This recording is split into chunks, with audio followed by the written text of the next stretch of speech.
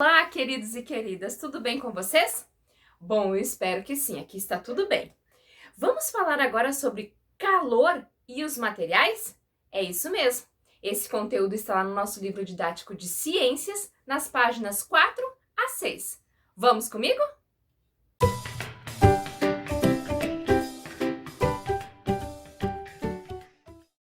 Então, para iniciar esse conteúdo, tem uma parte ali bem fofinha que eu sei que vocês vão amar, porque eu sei quanto vocês são fãs aí, amam os pets de vocês, né?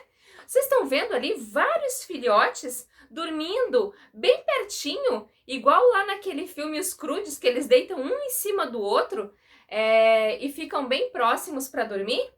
Pois é, essa é a abertura do nosso livro lá de ciências, lá na página 4. Tem 3 imagens ali, né, de 3 filhotes diferentes, dormindo ali, tudo amontoadinho. Será que você sabe por que eles fazem isso? Então, o que você acha? Você vai responder a questão 1, 2, 3 e 4, certo? Lá no seu caderno diário de ciências. Não se esquece de colocar o cabeçalho. Essa é a primeira pergunta. Por que será que os filhotes costumam dormir dessa maneira? O que você acha? Lembra quando a gente ainda estava em sala de aula e ficava muito frio no inverno passado e vocês chegavam na sala e a profiana falava: vem cá pertinho, vem cá pertinho. Para que a profiana pedia isso? Vocês se lembram disso? E se os filhotes estivessem dormindo lá distantes, cada um no seu canto, né? Que sensação será que eles iam ter, gente? Fica imaginando aí na sua cabecinha. Cada um desses filhotes, seja separado de suas mães e irmãos ainda pequeno, ele pode ser prejudicado? Ou explica a sua resposta.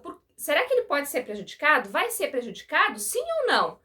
Será que o filhote ele é dependente da mãe quando ele é pequenininho, assim, como aparecem os porquinhos, os gatinhos? Explica para a prof aí com as suas palavrinhas, tá bom? Você percebe alguma semelhança entre a situação mostrada nas imagens e um abraço entre duas pessoas? Olha a dica aí, hein? Já dei a dica lá quando a gente tinha nossas aulas presenciais que a prof chamava vocês, né? Lá na página 5, gente, está falando sobre o calor e os materiais. Nós já vimos esse conteúdo ano passado, nós falamos um pouquinho sobre ele, né? Que alguns materiais são bons condutores de calor, né? Outros materiais, eles servem para reter, então, se a gente for lá mexer uma panela com uma colher de metal, o que vai acontecer? E se a gente for mexer uma panela com uma colher de pau? A gente sabe que na colher de pau ela não vai aquecer. Então, ela não é um bom condutor de energia, não é um bom condutor de calor, certo? Ali na página 5 está escrito assim, ó. O calor não é como um objeto que pode ser tocado. Ele pode ser apenas sentido, pois se trata de uma energia, né? De uma forma de energia. É igual quando a gente está com muito frio e aí a gente vai lá pedir um abraço, um colinho pro papai, pra mamãe, pra mana, né? Ou até quando vocês chegavam na sala, por que a prof pedia? Ai, fica aqui pertinho da prof, porque é tão gostoso, a gente fica se aquecendo junto, não é assim? O corpo humano, ele produz calor. E quanto mais intensa a atividade que realizamos, mais calor é produzido.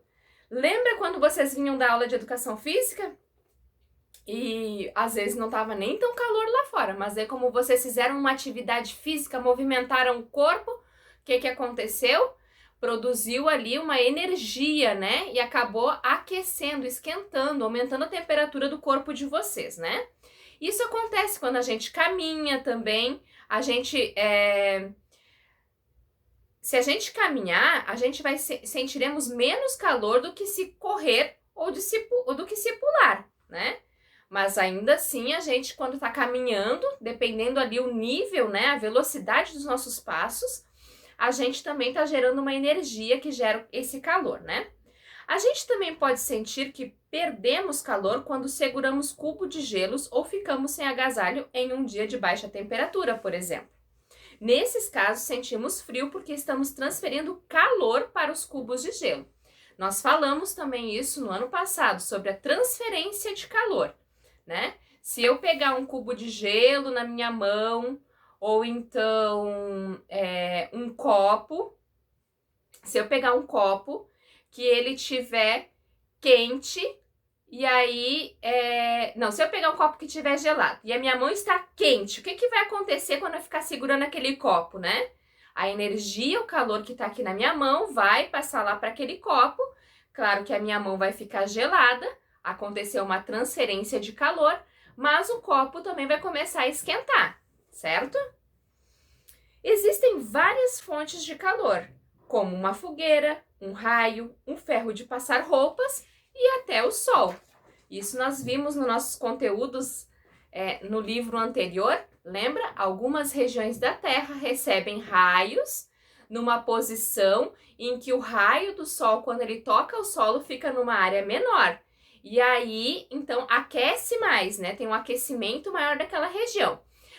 Dependendo do raio do sol, a inclinação dele, aquela região acaba recebendo uma quantidade de raios solares que atinge uma área maior do solo e aquele calor acaba se expandindo, então não é tão concentrado, não fica tão quente.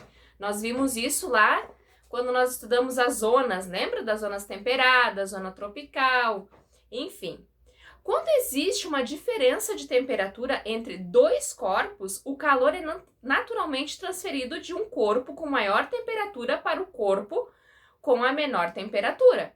Foi isso que aconteceu ali quando a prof deu o exemplo, né? Se eu estiver segurando um copo de suco gelado e a minha mão está em uma temperatura maior do que o copo de suco, então acontece essa transferência de calor, tá? Recebe calor, o corpo esquenta, a temperatura aumenta. Perde calor, o corpo esfria, a temperatura diminui. Ao receber calor, o corpo esquenta e a sua temperatura, então, aumenta. Quando perde calor, o corpo esfria e a sua temperatura diminui. A transferência espontânea de calor, ela só acaba quando os dois corpos ficam com a mesma temperatura, certo? A temperatura normal do corpo humano é de aproximadamente 36 graus. Eu não sei se vocês estão saindo de casa, mas vocês devem ter percebido que agora nessa época, a maioria dos estabelecimentos comerciais, eles estão aferindo a temperatura das pessoas. O que é isso, aferir?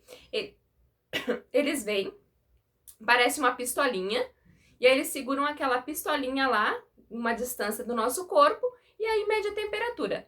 No mercado, por exemplo, eles costumam falar, você está com 36,2, 36,4, e é assim que pode variar a nossa temperatura. Prof, como que eu sei quando a minha temperatura está elevada e eu estou com febre?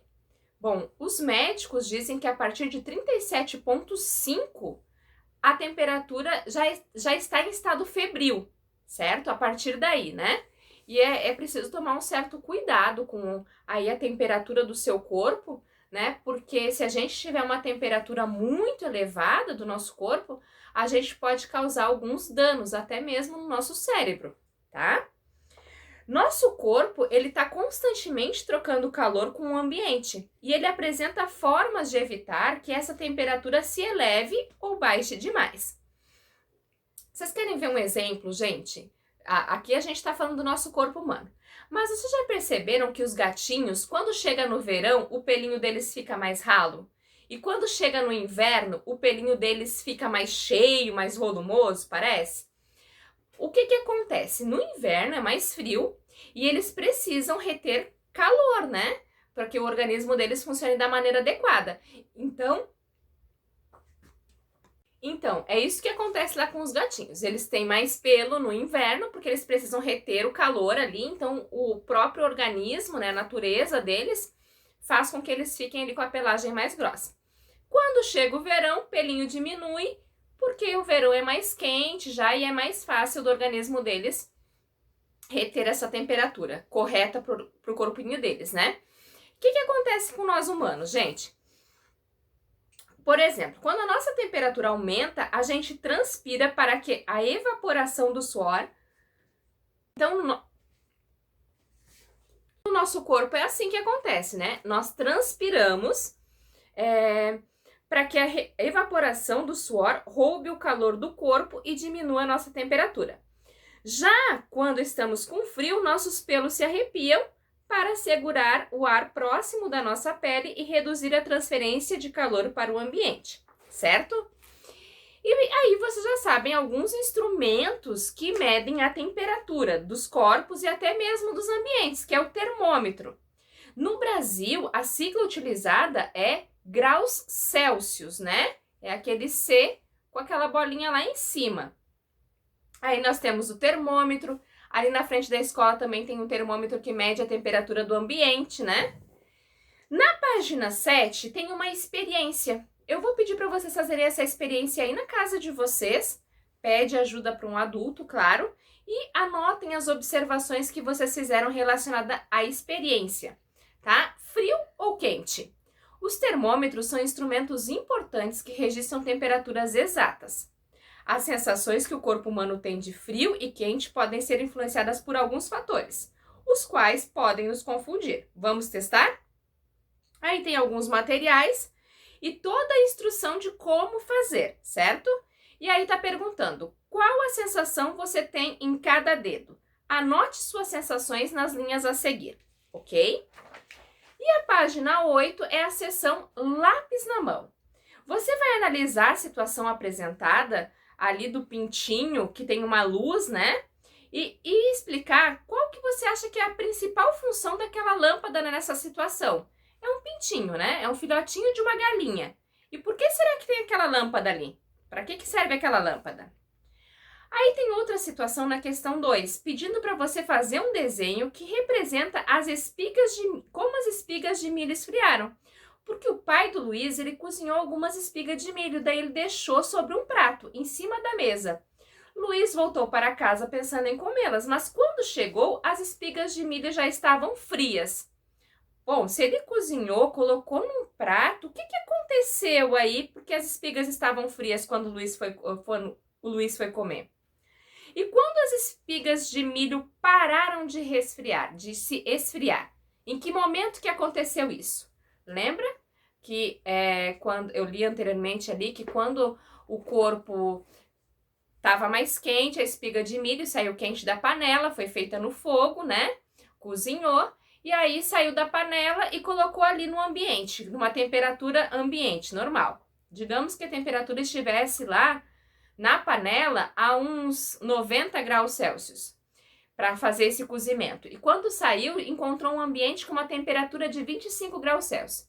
A espiga de milho, ela foi esfriando até atingir a temperatura do ambiente, né? Tem a equilibração ali da temperatura, certo? Analise a temperatura dos corpos A e B em cada situação e caso haja transferência de calor entre elas, faça uma seta indicando o sentido dessa transferência, tá? A mãe de Maria costuma colocar a mão em sua testa quando desconfia que ela está com febre. Mas, em seguida, sempre confirma a temperatura usando um termômetro. Por que o uso do termômetro é importante? Bem, gente, eu vou pedir então para vocês solucionarem as atividades que estão lá na página 4, lá onde a gente iniciou nosso livro. Depois, a experiência da página 7 e essas questões da seção lápis na mão da página 8.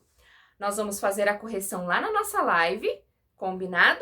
E vamos também tirar dúvidas. Mas caso surja alguma dúvida para solucionar essas atividades, manda uma mensagem para a prof, certo? Para nossa aula de hoje era isso. Eu espero que vocês tenham gostado.